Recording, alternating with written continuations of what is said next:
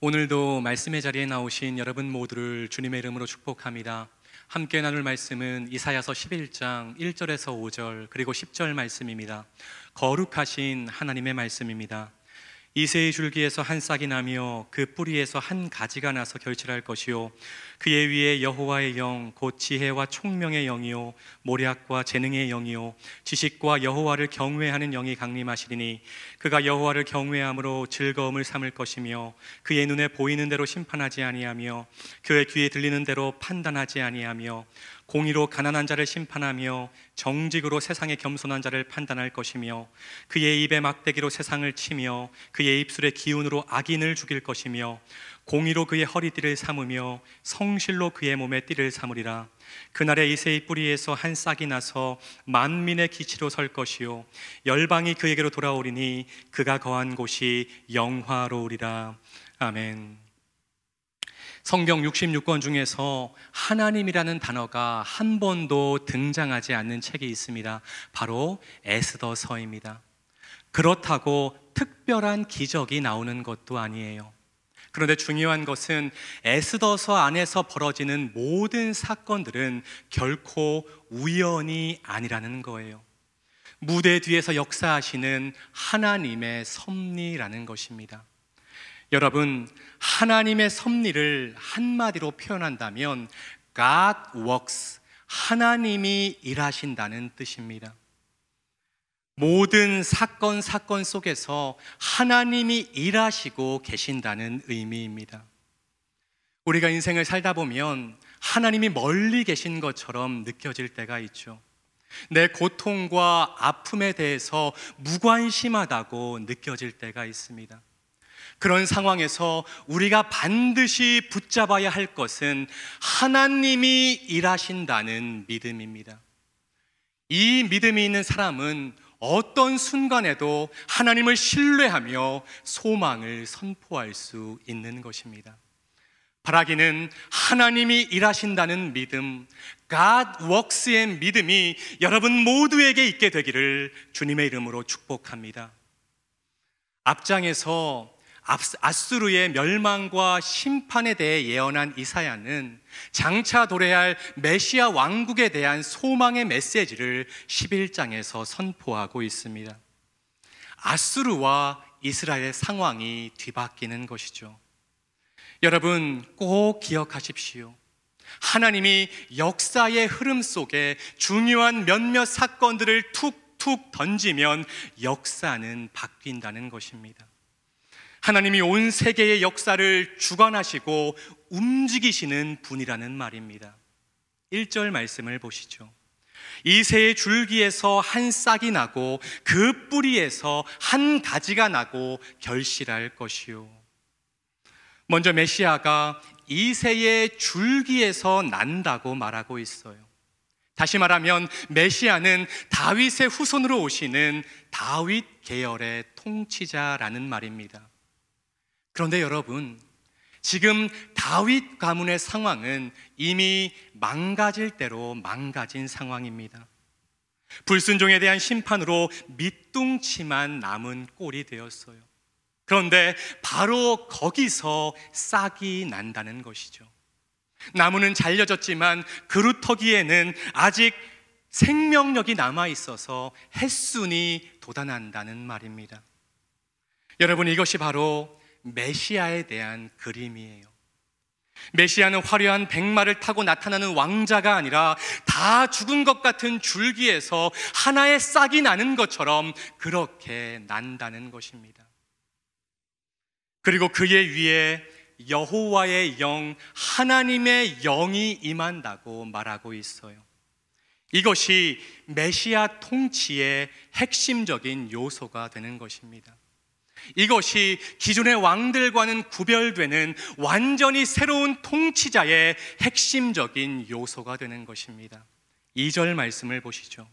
그의 위에 여호와의 영, 곧 지혜와 총명의 영이요 모략과 재능의 영이요 지식과 여호와를 경외하는 영이 강림하시리니. 아멘.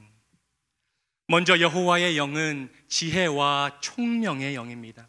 여기서 지혜는 본질을 볼 수 있는 능력이고, 총명은 밖으로 드러나는 것을 분별하는 능력입니다. 무슨 말이냐면 장차 임할 메시아는 보이는 것과 보이지 않는 것 모두를 꿰뚫어보는 영적 능력을 가진다는 말입니다. 다음으로 여호와의 영은 모략과 재능의 영입니다. 이것은 합당한 계획을 구상하고 그것을 실행할 수 있는 능력을 말합니다. 마지막으로 여호와의 영은 지식과 여호와를 경외하는 영입니다.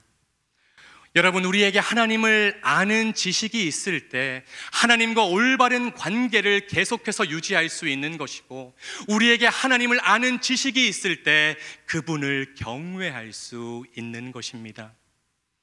그래서 메시아는 여호와를 경외하는 것으로 즐거움을 삼는다고 3절은 말하고 있는 것이죠. 바라기는 여러분 모두에게 여호와의 영, 곧 지혜와 총명의 영, 모략과 재능의 영, 지식과 여호와를 경외하는 영이 함께 하시기를 주님의 이름으로 축복합니다.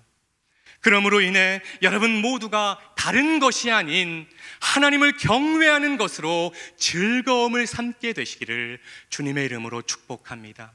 그것이 가장 복되고 행복한 인생이에요. 이어서 이사야 선지자는 하나님의 영이 임한 메시아의 통치 원리를 말하고 있습니다. 그는 공정한 심판을 하며 권위 있는 말씀으로 세상을 다스릴 것입니다. 눈에 보이는 대로 심판하지 않고 귀에 들리는 대로 판단하지 않을 것입니다. 또한 강자와 부자의 폭력과 불의를 징계하며 약자와 가난한 자의 권리를 회복시킬 것입니다.